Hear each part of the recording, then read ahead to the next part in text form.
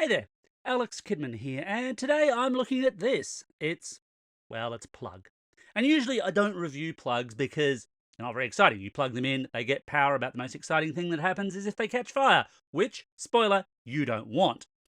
But this is a bit more than just a plug. This is the Belkin BoostCharge Hybrid Wall Charger Plus Power Bank 5K with Travel Adapter Kit.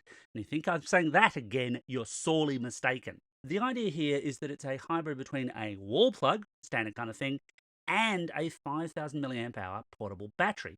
Clever idea in theory, but how well does it work? Well, I've been putting it through its paces. I'm just going to do this as a very quick little video because it's a fairly simple product, honestly. So in design terms, look, it's a plug. It's a little bit heavier than most plugs at about 174 grams. That's obviously, of course, because it's got the batteries in there. At the base, you've got standard USB-A and C type sockets. You only get a USB-C to C cable in the box, plus a power button, which lights up to show you the battery capacity. And then at the plug end, you have a choice of plugs. So I have the Australian plugs in there because, spoiler, I'm in Australia. But you also get European and UK and American plugs, which I'm showing off terribly in my hand there, but you get the idea. You get a bunch of different plug adapters so that if you're traveling, you can plug it into wherever you might be. I'm only just back from a trip from the UK. I really could have used this there, but I didn't have it at that time. Such is life. So as a standard wall plug, it's a 25 watt power delivery capable charger. Now, if you're not familiar with power delivery, the really short form version of that is that it's a standard that allows electronic gadgets to talk to each other and get the appropriate quantity of charge, up to 25 watts in this case. So what can that do? Well, I've tested it out, and look, any smartphone you care to name will charge from it without a problem. A bunch of older ones have charged, a bunch of newer ones have charged. They, of course, won't all go up to that 25 watt charging capacity, depending on the capabilities of the phone itself. Part of the point of power delivery, of course, is it doesn't overcharge things. So if you've got an older, slower charging phone, it's not going to be any faster on this, but it will charge. Slightly bigger gadgets, so the Pixel tablet here, for example, yeah, that charged just fine, and I could also get a Switch Lite to charge without any problem at all. All good. I was even able to get an M2 MacBook Air to take a charge when plugged into the wall. Now, a word of caution here, though, for laptops specifically.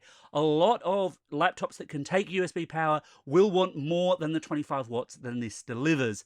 So I'm not going to say that it's going to work with every high-power laptop. Certainly in my case, it has worked with that one, but your mileage may vary. Obviously, it depends on your needs. So that's it plugged in as a wall charger. It's all kind of fine and expected. What about as a battery pack? Well, there you drop to 20 watts. And again, those devices will work and they will charge. There is a slight caveat here, though, because it's only packing in a 5,000 milliamp hour battery. Now, I get why. If you made this thing huge, if you gave this thing a 20, 30, 40,000 milliamp hour battery, of course, it would last a whole lot longer. You also couldn't take it on most planes. Most flights will limit you to 10,000 milliamp hours or less per battery. And 5,000, this sails through without a problem. Also, of course, if you put that huge battery capacity in there, this plug would weigh a heck of a lot more, which could be problematic actually with some wall sockets, especially that US-Japan type where it's just the straight plugs. I've had instances just with that with travel adapters where they kind of want to slip out of the wall. This being that much heavier probably would have made that a whole lot worse. So 5,000 milliamp hours is a bit of a compromise. And look, it works. It will fast charge until it runs out. And for some phones, you are talking, maybe only one full charge, enough to keep you going though. And that's sort of the idea here. So is it worth buying? Well, it depends. So obviously the battery capacity is an issue for some, maybe not for others. But essentially speaking, you've got to have use of both parts on a reasonably frequent basis, which is to say, basically, you've got to be doing a fair bit of international travel for this to make the most sense. Because here in Australia, the hybrid wall charger costs $119.95. In Australian dollars, international obviously may vary. Buy it on special if you can, all the usual caveats apply. And that's a reasonably high price for what this is. I mean, I've tested other Belkin portable batteries in the past with 5,000 milliamp hour batteries that are half the price of this. And certainly if you're willing to go to different brands, I wouldn't go super cheap if I were you. But certainly you can get a 5,000 milliamp hour battery for like 30, 40 bucks maybe from a reputable brand without too much hard work at all. So you are paying a price premium for it.